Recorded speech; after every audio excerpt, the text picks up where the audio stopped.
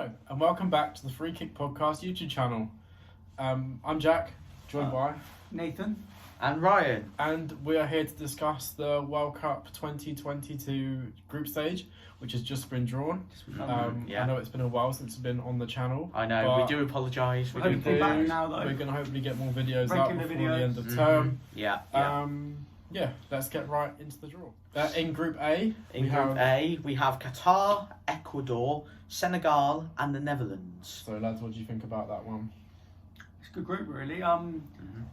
You'd like to say that the Netherlands top with Senegal second would be probably the route people would say. The two strongest teams in the group. Yeah, you have the... And I can't really see that being upset, to be honest. Yeah, you have Holland, who are in fine form, especially Stephen Bergwijn at the moment, who's put 4 goals in his last 3 games. Exactly. Then you have the champions of Africa in Senegal, and obviously with the host Qatar, and the shock of the...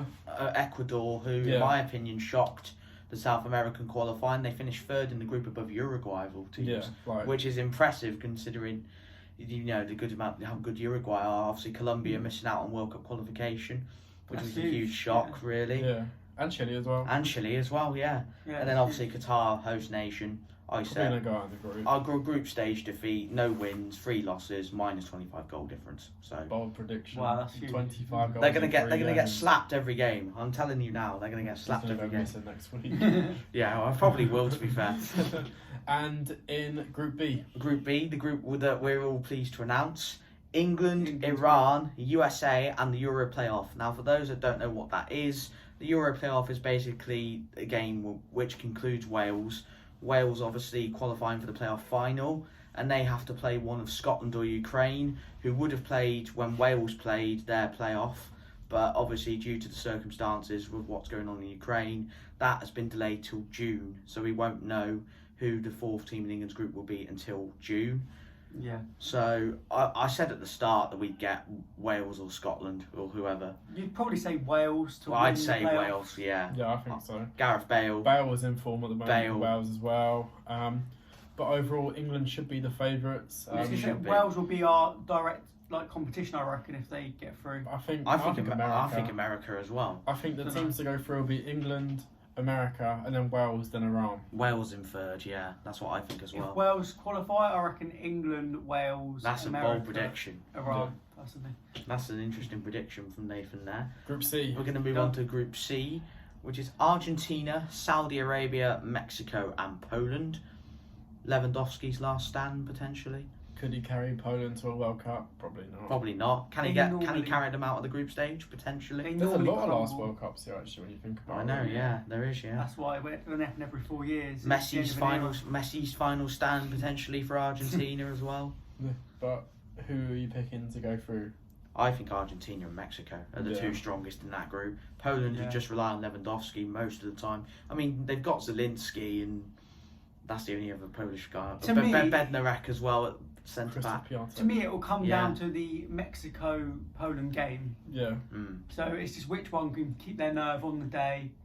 I don't know. I want to say Mexico, but I think Poland could do it. Mexico still have a strong side though. Carlos Vela still plays for them. They do, but it's whether they show up. Yeah, that's true.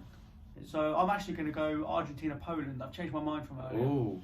I'm going to go Argentina-Mexico. I went Argentina-Mexico. Because especially for the weather as well, like if you get Qatar. Argentina and Mexico it's going to be the equivalent of conditions. It's still going to be hotter than a British summer over there in December, November time. So yeah. Totally. So we move on to Group D, which is France, the winner of playoff number 1, IC playoff 1, Denmark and Tunisia. Now the winner of IC playoff 1 is, I believe, Peru, I think. Underrated. Peru. Is that Australia and UAE? UAE or Australia, yeah. That's going to be France and Denmark should walk that group then, maybe. Yeah. France and Denmark should walk it. Denmark could even win the group. Christian Eriksen returning. If they scoring 2 goals. France. You can't without Peru though. Peru again shocked South American by beating Colombia to the playoff place. Yeah, actually. Which is quite shocked because I don't actually know many Peruvian players these days. Because they were touted to be in our. I remember when they used to have like Jefferson Farfan and that one, but I can remember. There's a guy called Yotun that plays for him. I know that. I'm pretty sure Andre Carrillo, I think, maybe plays for him. There was a striker, didn't he get banned or something? Oh, what was it? He plays in the MLS. I know that. Yeah. Peru could be a shock, but if I had to pick two, France and Denmark. Denmark, yeah. Exactly. Next group. Moving on to Group E, we have the big one: Spain, the winners of IC Playoff 2, Germany and Japan. So IC Playoff 2 is the winner of Costa Rica or New Zealand, which I think will be Costa Rica. So Cheeky Keylor Navas. Costa Rica normally do okay in these tournaments. They like to upset a few. Cause a few upsets. Obviously, Spain and Germany is predicted. Germany, Spain are both teams that have been known to go out in the group stages of this competition before. Yeah. So I reckon there could be a shock in that group. There could be, but I think it's hard to back out of those teams, I'd probably say Spain are the strongest, but only just. Probably. I think obviously Hansi Flick's doing a rebuilding job with Germany. You know, you've got Karim Adeyemi, who's started to become the main man for Germany. Thomas Muller's last World Cup, probably. Yeah. Tony Kroos as well. Oh no, he's retired already from international football. Mats Hummels, is he retired now? That's why he played in the Euros. Yeah, he did. I think he's come back. I think he did. I think he did come back into the squad. But no, Spain and Germany would be my two, with Spain finishing top. Yeah, that's literally the same. You can't. No one's really gonna. Exactly. Unless Germany have a right stinker, which is a chance. Which is but... And in which case Costa Rica might. But then also, Germany could have a stinker, or Spain could have a stinker. Yeah. It's usually going to be one of those two that happen. It's known to happen from previous experience at tournaments. Yeah. But moving on to Group F now, we have Belgium, Canada, Morocco, and Croatia. But it should be the two European teams again. It should. I think this is the most open-ended group, because I think any one of those four teams can go through. Yeah, Morocco, they've got some good players. Bunu, Hakimi. I think Belgium top. And Nasiri, yeah. Belgium top, then the other three is anyone's guess. For me, Croatia. They used to be good, but Rakitic is getting on. Modric, this will be his last World Cup. Perisic is getting on now. Vida. Yeah, they've got players that are, ageing, so that could go against them. Morocco, they didn't really do well. I mean, they were one of my favourites for AFCON, but they didn't do very well. Canada are the surprise. I think Canada will pull off a shot. I reckon they'll pull off over Belgium. Yeah, I think that as well. Davis, what's the other striker? Jonathan David.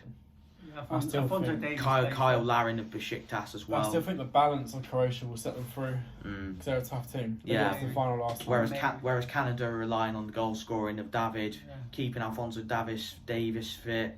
Obviously Kyle Larin of Besiktas as well. That's what they got early. Yeah, really. Tiba Hutchinson, who's now 37, 38 now. First World Cup, isn't it? Yeah.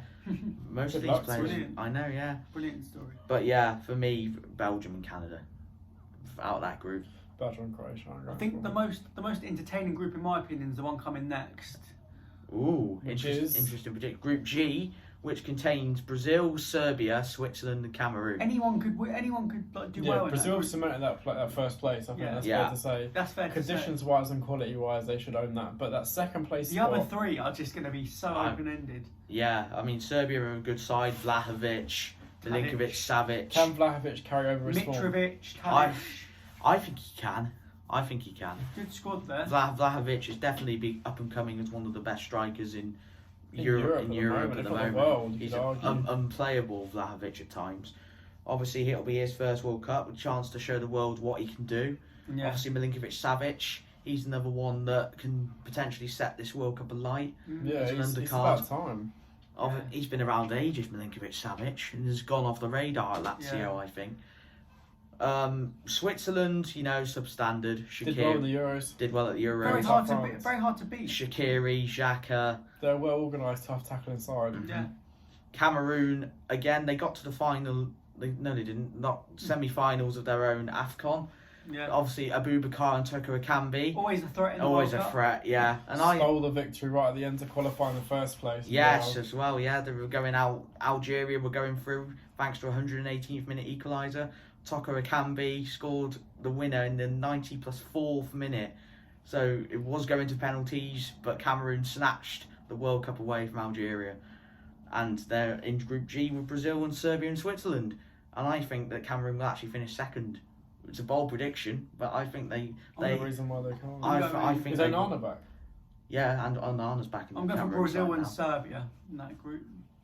That's a fair enough I'm going to prediction. go Brazil and Serbia as well. I think they're just too tough. And that's understandable. Serbia do have some good players, but I think Cameroon, like Canada, can pull off some shocks. Yeah, hopefully. possibly. Hopefully. And the final Group H: Portugal, Ghana, Uruguay, and South Korea. Portugal and Uruguay are my picks. I yeah. think they're too strong. We've got Bruno, Ronaldo, Suarez, Cavani.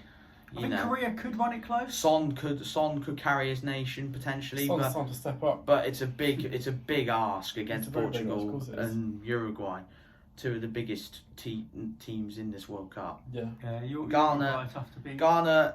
I think one of the more surprising shocks to qualify for this World Cup. I feel there's not many. Back in 2010, you knew like Asamoah Gyan, Kevin Prince. I was gonna. And interestingly, I've read today that they could try and get to a load of players to switch allegiances. They could bring Salisu back into the fold. Tarek Lamptey's been mentioned that they could try and persuade. Callum Hudson-Odoi. I also read that they could try and persuade Inaki Williams to switch his allegiance back from Spain to Ghana, which is an interesting thing. I think that Uruguay might even win that group if they switch it on. I think Portugal will win Bold claim, but Uruguay, they have as good a chance. Uruguay have a good chance, but Ronaldo, Bruno, Portugal have Suarez. I just think Portugal edge it over Uruguay, to be honest. It would be edging it as well if they. Yeah, it would be only close. I think the issue with switching nationalities this late is the squad. I know. That's what most people have been saying. What we don't do. Yeah. And Ghana fans, they were all celebrating and laughing at Salisu when they qualified. Because what is the thing with Salisu and Ghana? Apparently he was treated really badly when he played for him before. And just some stuff went down, and he just said, "I'm never playing for them again." Yeah, that's fair enough if you feel that way. Exactly, and obviously and he hasn't budged. They've tried to get him back several times. Yeah, it's like Ghana have tried to get Inaki Williams back from Spain a load of times, but obviously because he crossed over, he feels more Spanish than Ghanaian, which angered a lot of people. Yeah, that's fair. He's been there since he was 5. He's been there since he was 5, which obviously is understandable, but they think because he's only had like one Spain cap, and that was back in 2016. That he might decide to switch back to Ghana. It's an interesting debate, really, because would you want to go and play for like a country that you know where you were born, or are you gonna stick with your nationality that you haven't played for since 2016? Yeah. Was that it? That's it. That's all the group's done. Yeah. Okay, we'll be back soon. Actually, on the YouTube channel, we're going to be doing more videos.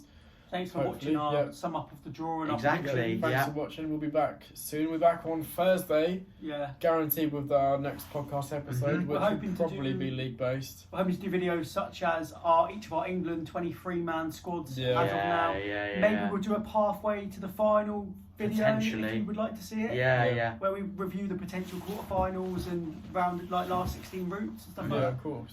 When squads are announced for like World Cup as well, maybe we'll go through some of the squads, pick out key players that can influence the tournament and stuff. And there'll probably be some club football stuff up in the meantime. Yeah, just for the season finishes. Obviously, make sure to check out Spotify where you can listen to all our episodes for free.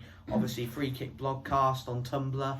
Yeah. More articles will be going on up there soon, and obviously just check the Facebook, Twitter, Instagram, you know, the usual stuff really. Yeah. So. Please, if you can, drop us a sub on YouTube. Yeah, to 50. We need to get to 50 to stream on YouTube, and we've only got 38. Have more content, Yeah, alright. We'll be back next time, and we will see you all soon. Thanks for watching. Thank you for watching.